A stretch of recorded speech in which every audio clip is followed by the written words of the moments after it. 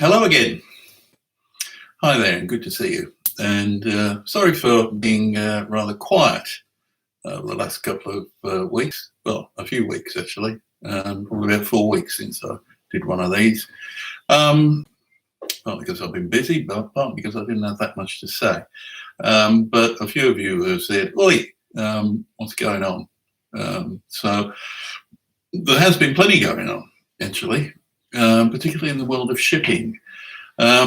Not least, over the past month, there was the issue with the Ever Given blocking the Suez Canal for the best part of a week, I think it was, wasn't it? Which was interesting in many ways, not least because it raised awareness amongst the public, amongst the press, about the role of the shipping industry and maritime logistics in actually getting stuff to people.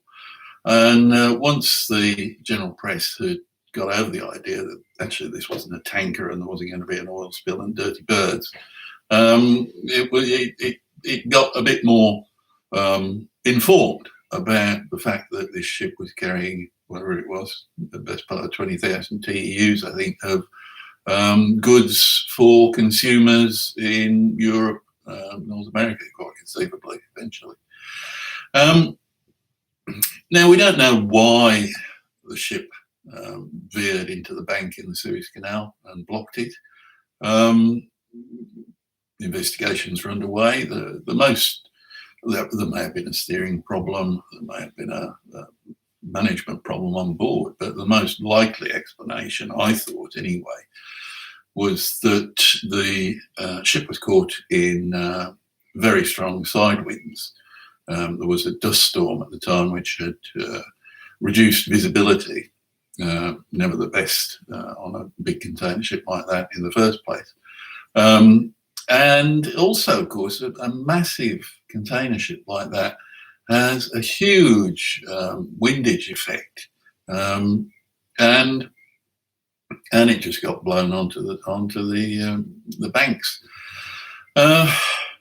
Which raised a lot of questions, again, about the size that container ships are getting to. We've heard over the last few months some very interesting presentations at webinar series hosted by TT Club and UK P&I Club about fires on container ships and the problems that both firefighters and crew in dealing with the fire and all the other interests that are involved in mopping up afterwards have with a ship that size.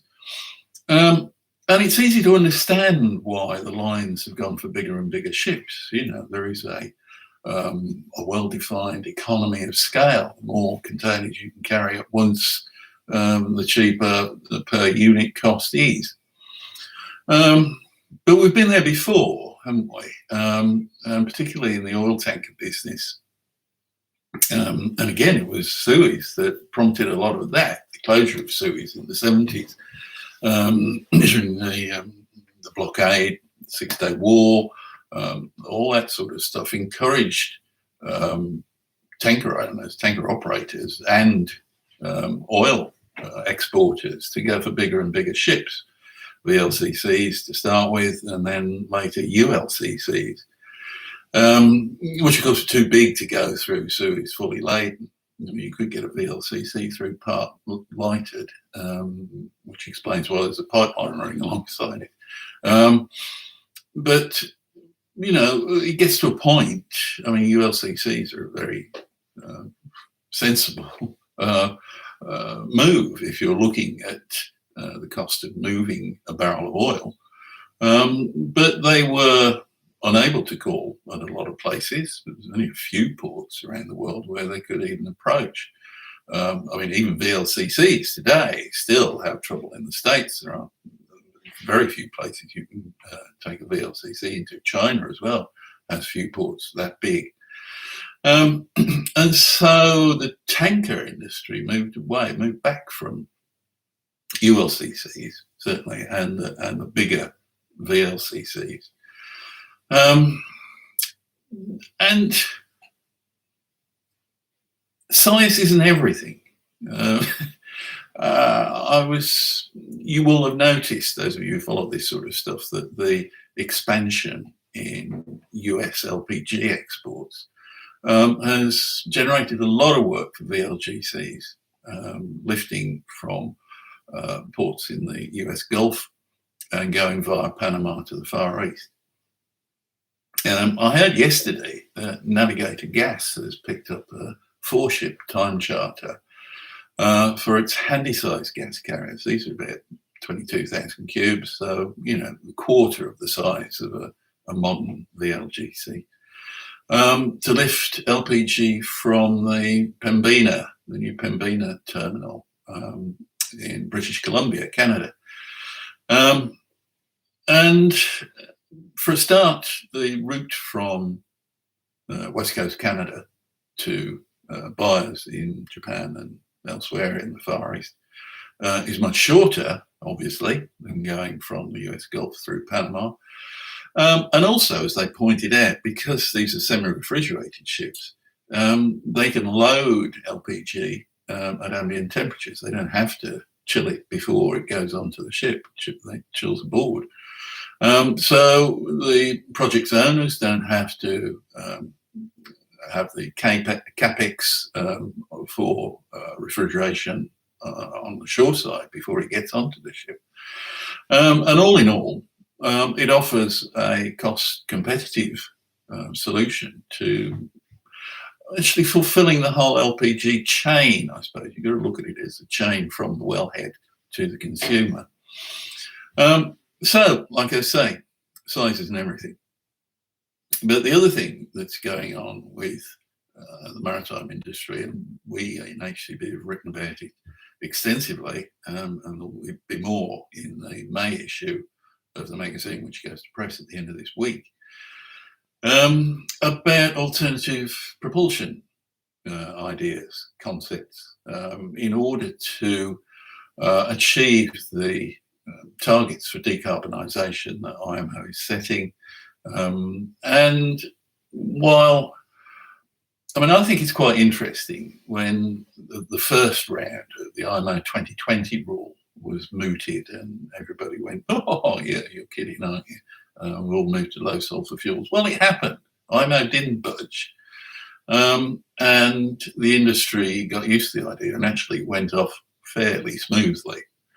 The next step is going to be more dramatic because there's going to have to be a move towards low carbon fuel or zero carbon fuel, eventually a complete decarbonisation. And there are several routes to that. In the immediate term, owners are looking at using LNG, for instance, as bunker fuel, which is fine, but it's still carbon, and it has a lower energy intensity than the traditional fuels. So you got bigger tanks. They're looking at electricity, which is okay for short sea stuff, I guess, and bunker tankers, because you can plug it in whenever you're at the shore, which is quite often, but not really viable for long haul. They're looking at ammonia, at hydrogen, at methanol. Some of these still contain carbon, but if you produce it sustainably, then the net carbon position may be zero, or certainly much lower. But there's a great deal of uncertainty. And so one effect of that has been that new contracting activity has slowed dramatically. Few new ships are being ordered. The ones that are, the owners have had to take a punt and say, okay, we'll have this dual fuel with LNG or LPG or whatever, or methanol, and possibly made ready to be retrofit with an ammonia burning engine. But of course, they're still unsure about what IMO is going to expect of them, even at 2030 and certainly at 2050. Ships are planned, built, designed to last for 20, 25 years. So they're running well over the next IMO deadline and possibly closing in on the 2050 date. What sort of energy efficiency and environmental performance is going to be demanded? It's hard to tell exactly. And so owners are reluctant to invest their hard-earned cash in ships that may not be able to trade for that long. And I did hear that there's an idea that some owners may start looking at ships for a shorter lifespan, a shorter expected lifespan, 15 years, say, which would mean inevitably that they would have to be cheaper to build because there would be less time to recoup the investment. And that in turn would mean that they would probably be built with lighter scantlings, with less efficient propulsion, less expensive engines, and with a consequent threat on the level of maritime safety. And that, I think, would be a retrograde step. We've made enormous strides over the past 30 years in safety at sea. And to disturb that because of the need to have shipping capacity in the near term, but uncertainty over the longer term, while understandable, would be the wrong way to go, I think. So it would be helpful if IMO could come up with some clearer ideas of what they're going to expect for the next generation of ships. Meanwhile, lots of people are looking and trialling alternative propulsion systems. So there is movement there. It's an exciting time to be in that business, I think, and to be in the business of bunkering those tankers with methanol or ammonia or whatever. Terminals are going to have to retool for that, as they did with IMO 2020. Anyway, that's just some thoughts on what is going on in shipping at the moment. Next week, I will be back, I promise, with some news from the tank container sector, where things have been hotting up as well lately. Anyway, I hope you enjoyed that thought. And if you've got any comments, do let me know. Thanks for watching. See you next week.